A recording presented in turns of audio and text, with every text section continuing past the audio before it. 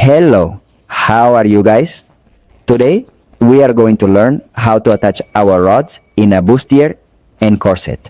We will learn how to make the invisible seam, which looks like this on the inside and appears this way on the outside without the seam being noticeable. We will learn step by step how to measure, how to cut, and how to glue the boning from scratch. So you can't miss this video because I'm going to teach you how to do it from scratch. With that said, let's get started. For this work, William, we will need the flexible rod, known as a plastic rod or polyester rod, which helps us sew on it. They are excellent for shaping the basic skeleton of the corset of bustier. We can find them in different sizes like 12 millimeters. 6 millimeters or more. When finishing the work, it should look like this on the outside. And like this on the inside there. So guys, let's learn how to attach our rod with invisible stitching. Okay, we'll also learn how much to leave at the top and at the bottom the same width. And here we can see a finished work. So let's get started. Well, to attach the boning, the first thing we will do is measure.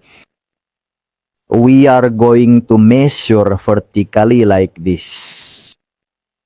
From the top to the bottom, it gives me 28 centimeters. We will subtract 4 from this measurement. We will measure our rod this way. And then we'll mark up to where the measurement reaches me.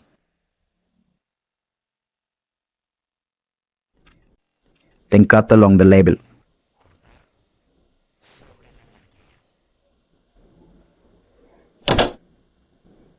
The next thing we will do is cut once more the rod. For each measurement we make, we will make 2 cuts of the rod. Once we cut the rod, we are going to cover the top part of our rod, covering with masking tape in this way. This will help the rod not to damage the fabric. When we cover, we will do it on both sides. Now, we will place our rod this way over the center of the open seam. We will place 2 centimeters at the top and 2 centimeters at the bottom. Remember, we had subtracted less 4. This will help that when we sew here at 1 centimeter, it doesn't touch the rod, and when turning and ironing, nothing happens. Okay?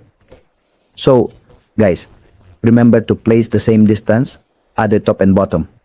Ready? Now let's begin. We will place the rod this way and sew along the sides of the rods. For this job, I recommend a compensated heavy foot. Okay? This way the work will be more impeccable. Look, we will place our rod this way over the center of the seam. So you can understand what I'm saying. I will explain it like this. Look, when we place the rod, we must place it on the center of the open seam. Remember, on the center. We cannot place it on one side or the other because we would be sewing it incorrectly. This way, it will not be invisible. So remember, on the center. Now let's continue here. Pay close attention to the open seam. We will place the rod like this, and we will sew on the side with a compensating foot.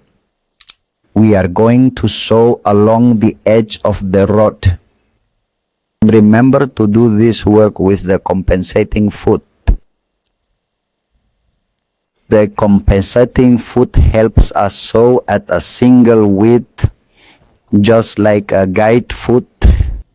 We backstitch at the end of our tying stitch.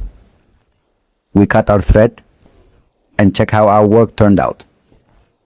The placement, the attachment of the rod. Remember, you can do this work with an edge guide foot so that it ends up like this.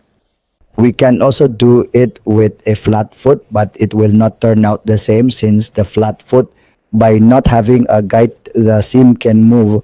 So guys, we will do the next step the same way, only this time we will keep an eye on the seam. We will try to open the seam. Why? So that when finished, there are no pleats, no darts on the front part. So it is very important to open the seam. And an important recommendation is also not to let the rod stretch, or else it will be puffed. The rod, okay, let's try to level both sides, both the rod and the fabric. The steps are super simple. So guys, remember not to stretch the rod or the fabric at all, okay? And in this way, we have finished the placing the rod. Look how it looks inside. This is how it should look, okay?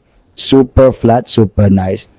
And this is how it should look on the outside with no darts or pleats. Well, I hope you liked this video.